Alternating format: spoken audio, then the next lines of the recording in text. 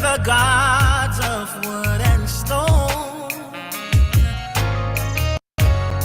and we have corrupted our ways, most holy one, by disobeying your commands. We were lost, but now we are coming back to you. From the east, north, south, and west, the 12 tribes of Israel, to keep your laws and commandments. We are coming back to you. From the east, north, south, and to be the prince and priest that you desire us to be. Mount Zion is where we belong. But Israel, we have forsaken the Most High, so He has placed us at the bottom and scattered us throughout every nation to be servants. Oh, but now we are going back to Him. From the east, north, south, and west, the 12 tribes of Israel, to keep your laws and commandments. We are coming back to you. From the east, north, south, and to be the prince and priest that you desire us to be. Coming back to Jeremiah chapter 3 verses 14. Turn, O backsliding children, said the Most High, for I am married unto you, and I will take one of a city and the two of a family, and I will bring you to Zion. Oh, back to you. But now we are coming back to you. From the east, north, south, and west, the 12 tribes of Israel, to keep your laws and commandments. We are coming back to you. From the east, north, south, and to be the prince and priest that you desire us to be. Oh, but now we are coming back. Yes. From the east, north, south, and west, to be the prince and us to be. Verses 14. Turn, O backsliding children, said the Most High, for I am married unto you, and I will take one of a city and the two of a family, and I will bring you to Zion. Oh, back to you. But now we are coming back to you. From the east, north, south, and west, the 12 tribes of Israel, to keep your laws and commandments. We are coming back to you. From the east, north, south, and to be the prince and priest that you desire us to be. Oh, but now we are coming back. Yes. From the east, north, south, and west, to be the prince and priest us to be.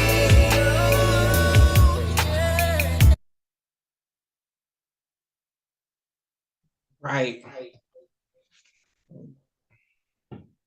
Shalom, shalom. All right. And we back. This is the 4th week of the Judean Christian writings. All right. So this is the 4th weekend.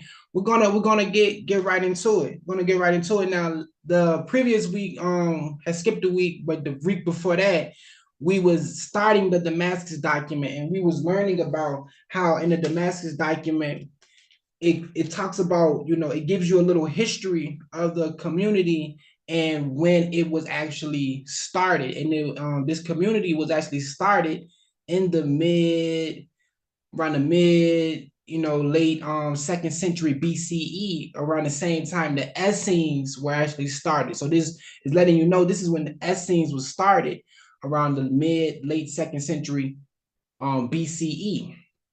All right, so it's letting you know that it gave you history on when the community started. It gave you history about that, letting you know that the teacher of righteousness came directly to that community to solidify the new covenant. All right, and then we talked about a couple of the things that they deal with, like this community within that Damascus document. They don't deal with polygamy. They condemn polygamy. They don't. And we showed in the recognitions of Clement and the homilies of Clement how the Ebionites and Nazarenes, how they don't deal with polygamy. All right, just showing the correlation between the two groups. Okay, between the early Judean Christians and the sect at the Dead Sea Scrolls, letting you know it's one in the same group. So I'm not going to be long today. I'm gonna probably have one more part of the Damascus document, which will be next week.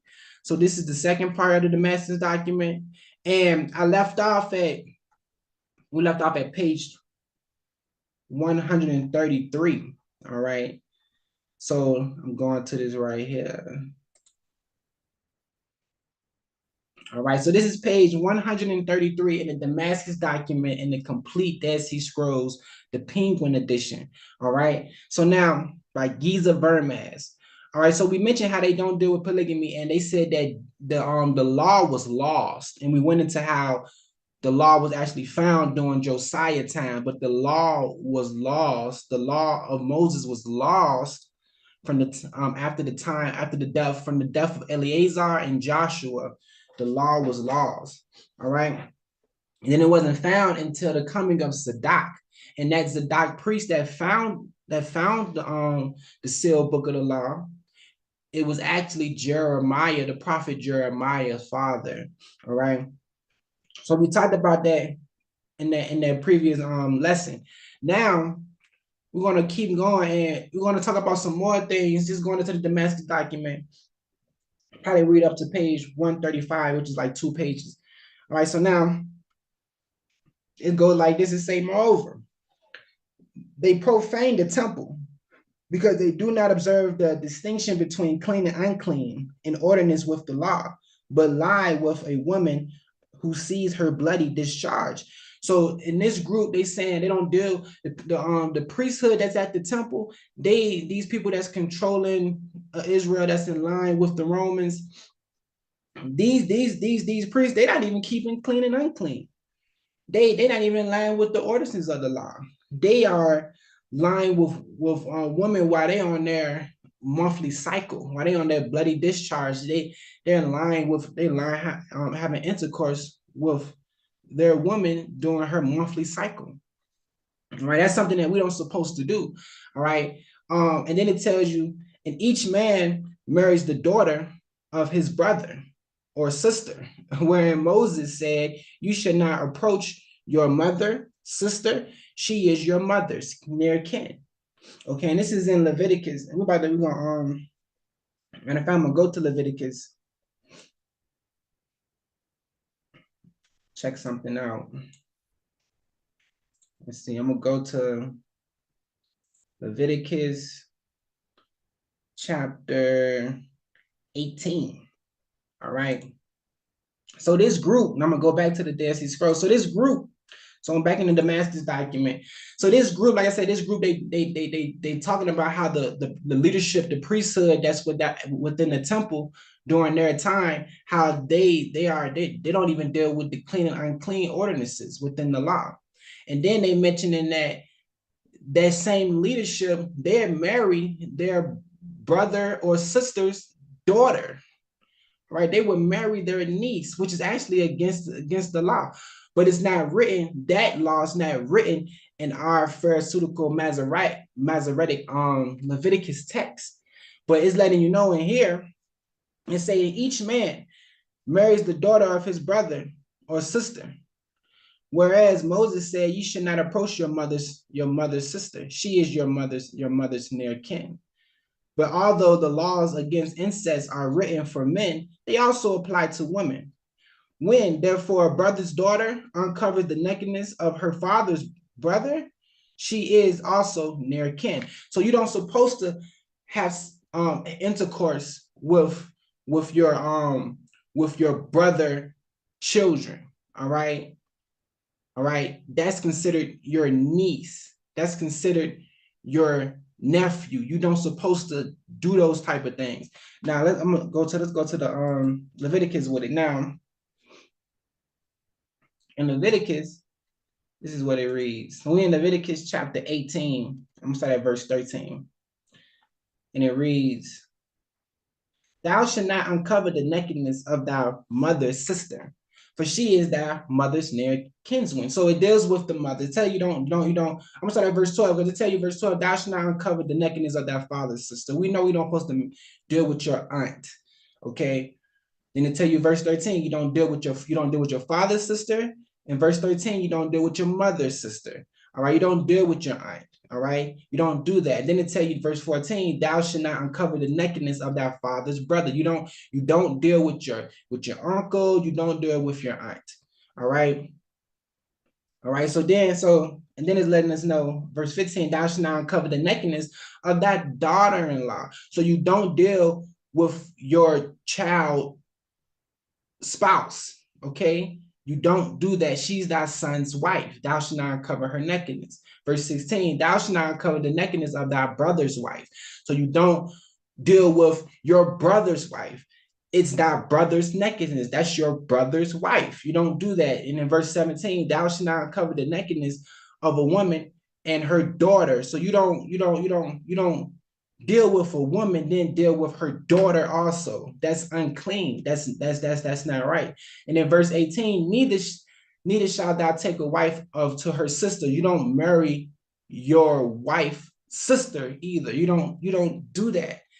You don't do those things. And this is why recognitions of Clement, the homilies, the Ebionites, and the Nazarenes, this is why they believe that Jacob never they tell you Jacob did not sleep with Rachel and her sister. They say it didn't go down like that. All right, so now this is what we're gonna do. So we see that, but it's not mentioning anything about you marrying your brother or sister's niece.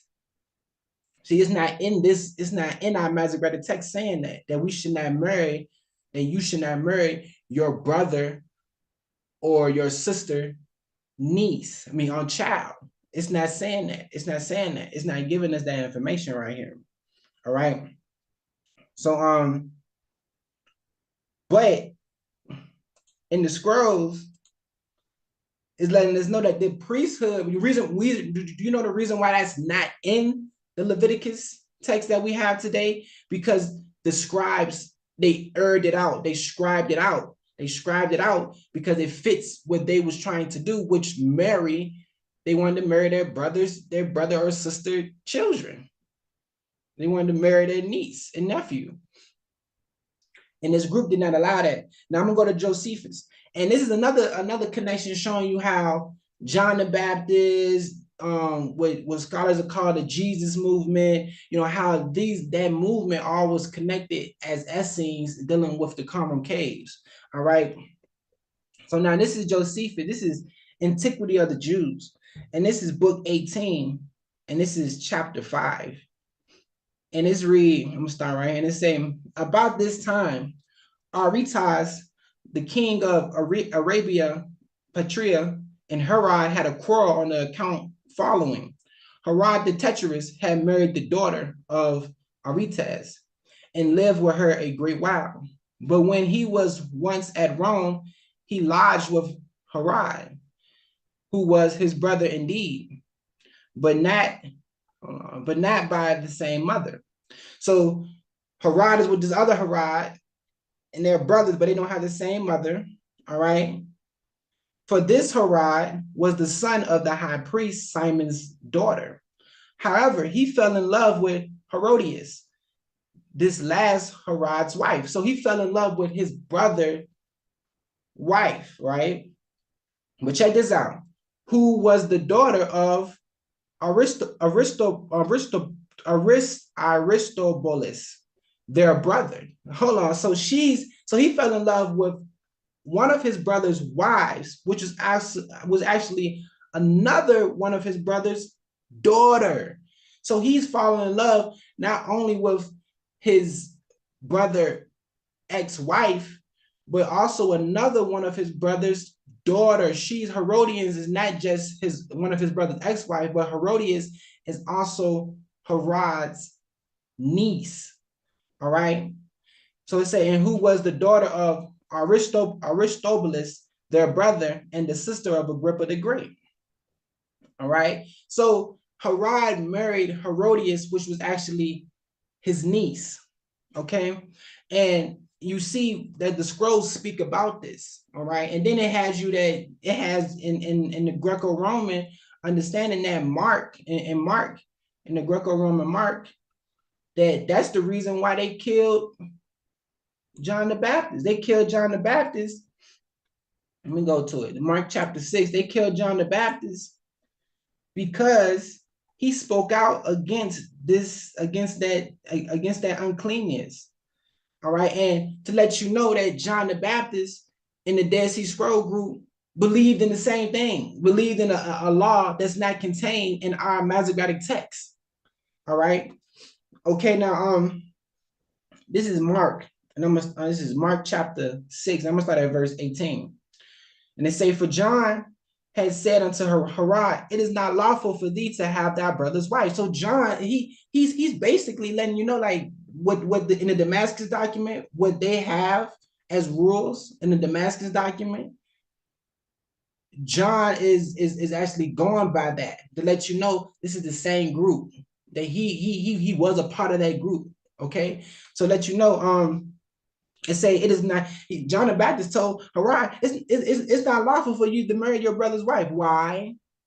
Because you can marry your brother's wife, especially if he didn't have no children by her. He leaves seedless.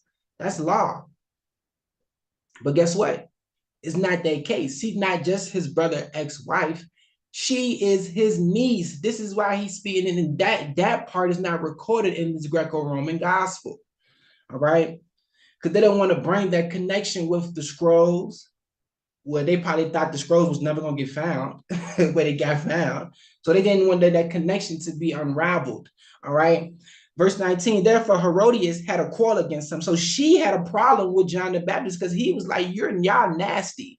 All right, he's saying y'all are nasty, and would have killed him. She wanted to kill him, but she could not at that time. She couldn't do it. Verse 20, for Herod feared John, knowing that he was a just man and holy, and observed him. And when he heard him, he did many things and heard him gladly. So Herod feared to not touch John because he understood that John is an anointed one. John is a Messiah. He is an anointed one. All right. He's the Levitical Messiah. Verse 21. And when a convenient day was come, that Herod of his birthday made a supper to his lords, high captains, and chief estates of Galilee. And when the daughter of the said Herodias came in and danced and pleased Herod, and them sat with him, the king said unto the damsel, ask of me whatever thou wilt, and I will give it to thee. And surely, and he swore unto her, whatsoever thou shalt ask, I will give thee unto the half of my kingdom. And she went forth and said unto her mother, what shall I ask? And she said, the head of John the Baptist.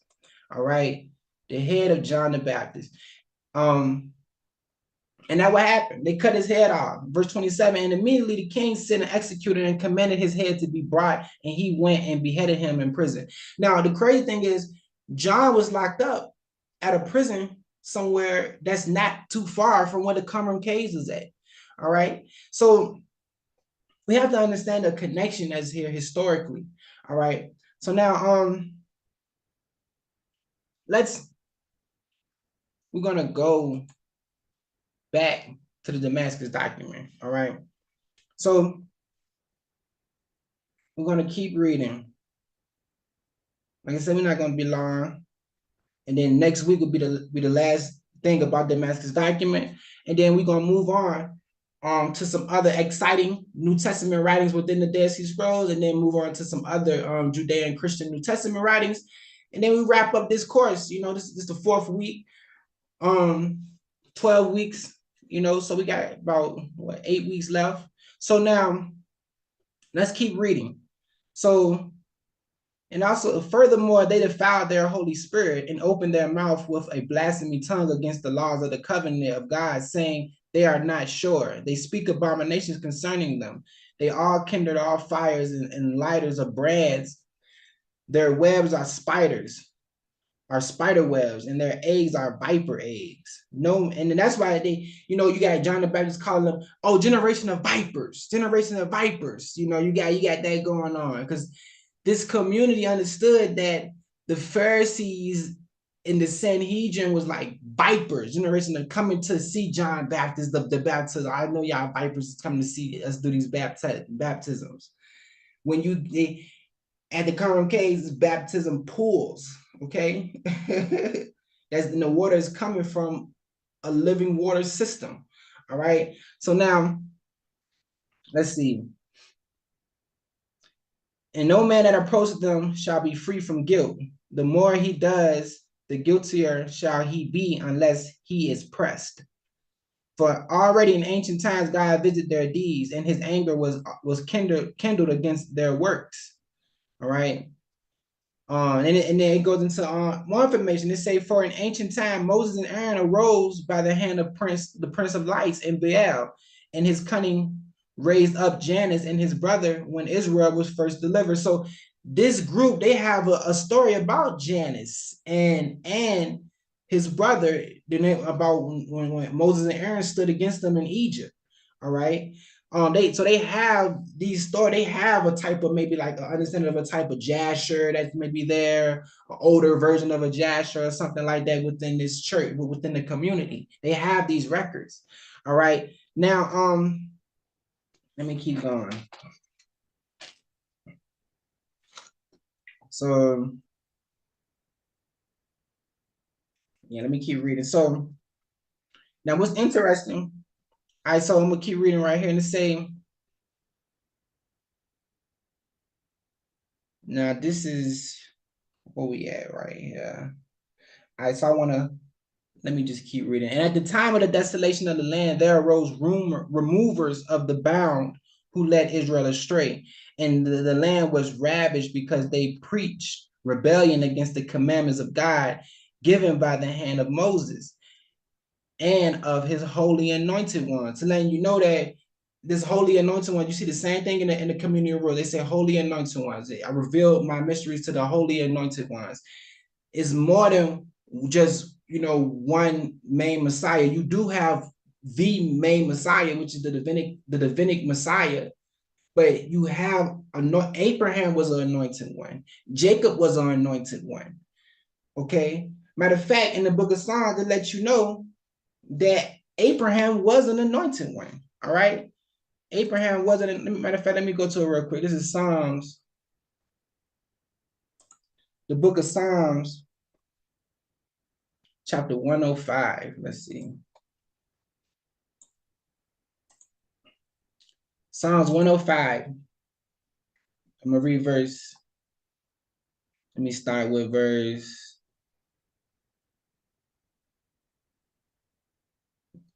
9. Verse 9 through 15.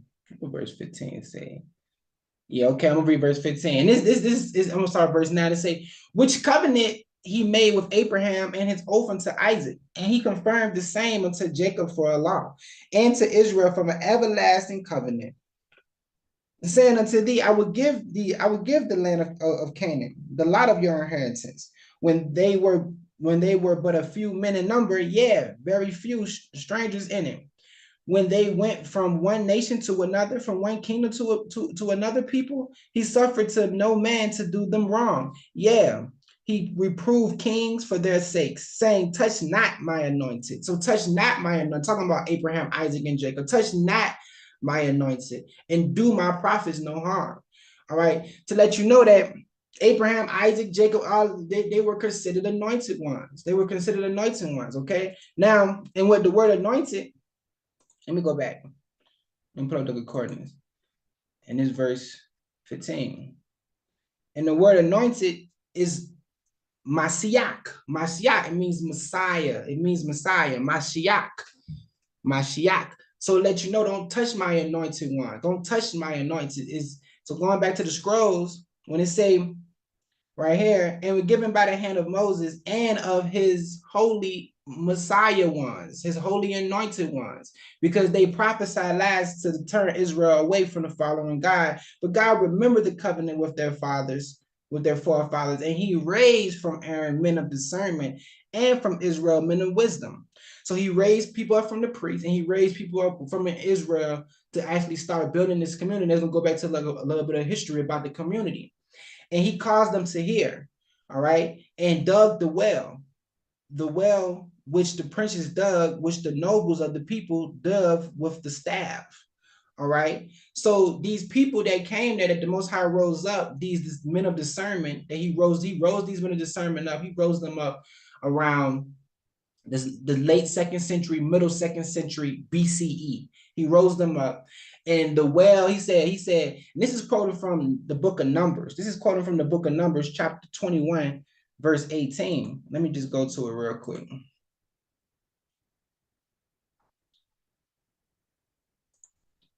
So we're in the book of Numbers, chapter 21. And I'm gonna read verse 18. And this is what they quote. And it say, and the Lord said unto Moses, make thee a fiery serpent. Hold on,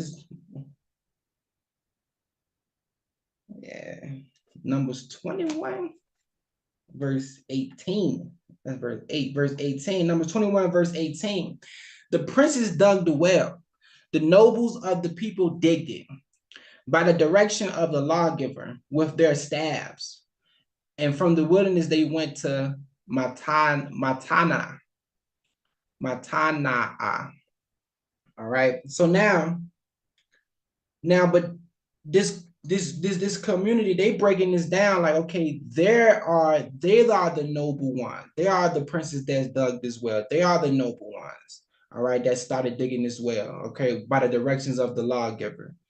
All right, and they're digging it with their staffs. All right, and that community believed that the ones that the Most High gave them discernment and rose men from Aaron and rose men from Israel. These men feel like they the ones who was being the first establishers of this community. So they're gonna break it down. So let's say the well is the law. So the well is the law. And those who dug it were converts of Israel. So those who dug it were converts of Israel who went out of the land of Judah, okay, to sojourn in the land of Damascus, because they called this area where they at, where the Qumran caves was at, they call that land the land of Damascus, which is the land of New Covenant. Damascus in the Hebrew just means New Covenant, all right? And I'm actually going to break that down probably next week, when we go into the last part of the Damascus document. I'm going to break that down what Damascus mean according to the community, which means just New Covenant. All right.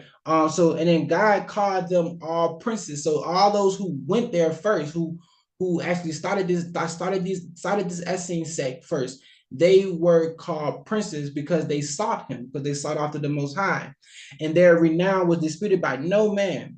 All right. And the staff is their interpreter of the law. All right. So their staff is their interpreter of the law, of whom Isaiah said he would make a tool for his work. All right. And the nobles of the people are those who came to dig the well with the staffs, with which the staff ordained that they should walk in all the ages of wickedness, and without them they shall find nothing until he comes who shall teach them righteousness at the end of days. So they knew that the teacher of righteousness was going to come. With this little history that they give you in the Damascus document. So the community came, they established themselves, and they were setting this community up because they eventually knew that the teacher would come in the end of the days. He would come and show them the way. All right. And he came. Because they giving you history right now, and they're giving you history now. You know the teacher righteousness came. They're giving you a history of how this started, and how the teacher righteousness came, and how he left, and how they got 40 years until after the teacher righteousness, they got 40 years until something terrible is going to happen to Israel. All right, now 40 years happened in 70 AD all the way to 73 AD. All right. From the time that the teacher of righteousness died around, you could say around 33 AD, all the way to 73 AD, we had a 40-year time span. And then when that 40-year happened, destruction came on Israel. All right. Now, jump around real quick. So,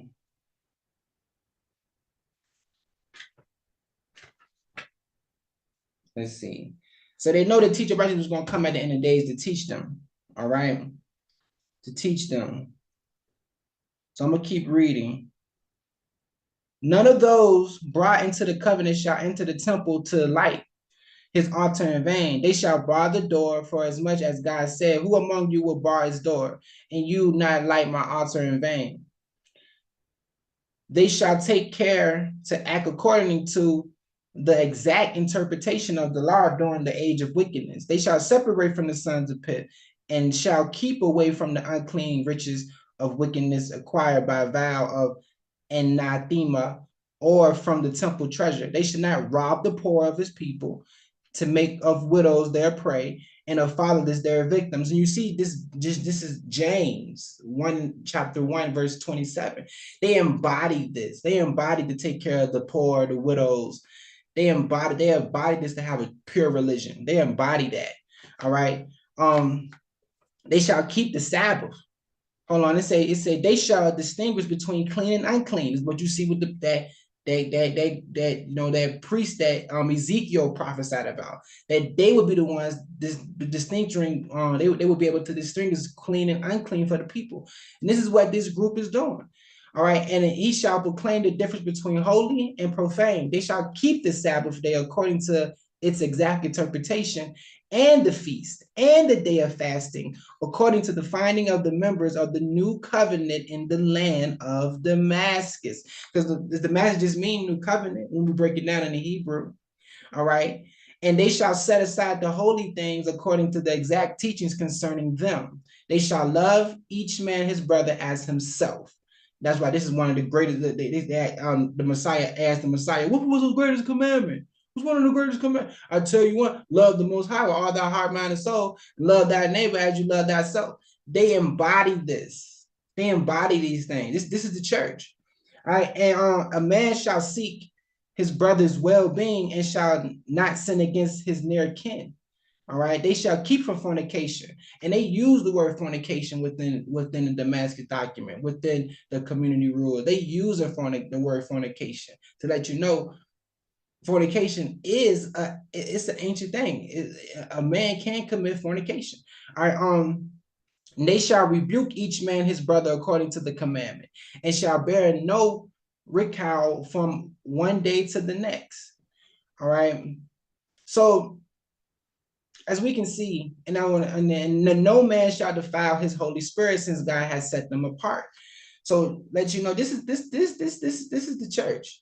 This is the church, but just with the information about the Damascus document, how it's letting you know, they give you a little history. They let you know the teacher of righteousness came. They let you know it's a 40-year standpoint. They giving you a little history. That's why I say this Damascus document was written it was after the teacher of righteousness. So it's around the 40s, around the early 50s. You know, this is a very ancient Judean Christian record. If you want to use the word Christian, this is an early Judean Messianic record. All right. So now, so we understand that you had people that Most High rose people up during the late or middle 2nd century BCE. All right. They started building this community, doing this community. All right. Then for something happened somewhere along the line, they had 20 years of really no direction for a second. And then they understood, okay, we need to start finish preparing because the teachers are coming, the teacher coming. Then John the Baptist come on the scene to prepare the way for the teacher. Then the teacher comes. Okay, the teacher comes, does his thing, the teacher leaves. Now you have the Damascus document being written. All right. So now I'm gonna stop at page 135. This is the last page right here. Wait, I'm actually on right here. So let's see. Now I'm see this group, they believe they use Amos chapter 5, 26, 27. That's how they say, I will exile the tabernacle of your king and the bases of your statues from the tent to Damascus. They believe that they was being exiled to that land of Damascus where they at, where the current case is at for a reason. All right, that's their understanding. Now check out their understanding of this. It say the books of the law are the tabernacles of the kings. And God said, I will rise up the tabernacle of David, which is fallen. The king is the congregation, and the bases of the statues are the books of the prophets, whose sayings Israel despised. The star is the interpreter of the law, who shall come to Damascus. So now the star, so you got the star, which is going to come to Damascus after those people that already the Most High rose them up to establish, this community. All right. The star, the Messiah will come to that community to solidify the new covenant. All right. Understand that. Now, this star is different than the staff that we was reading. The staff that's the law, and that's the them princes that was there, that the Most High rose up out of Aaron and out of Israel to actually start the community. All right. All right. And they dug them wells. They dug them wells with the staff. The staff was the law.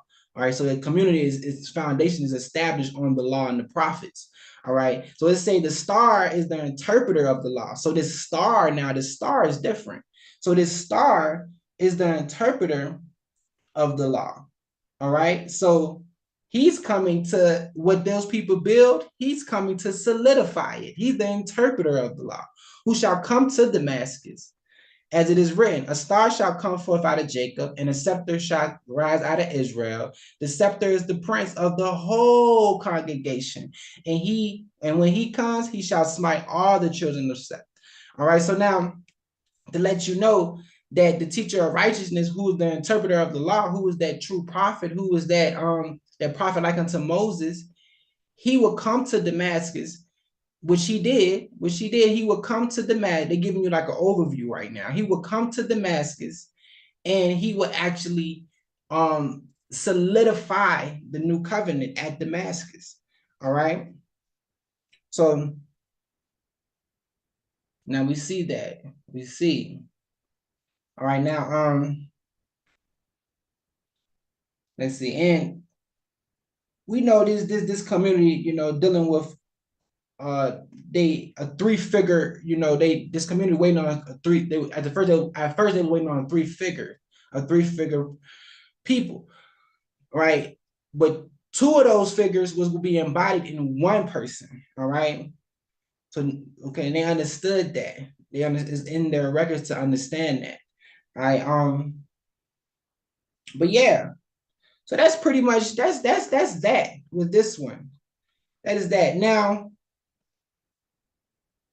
next week, I will finish up with this. It's only like 3 more pages. All right. Next week, I will finish up with this with the main manuscript of the Damascus document. Now, it breaks down later on into a Damascus document manuscripts, and before that, you have Damascus document the laws and statutes that's are within the Damascus document. But I'm just going to read the main documents of the Damascus document, what we're reading now.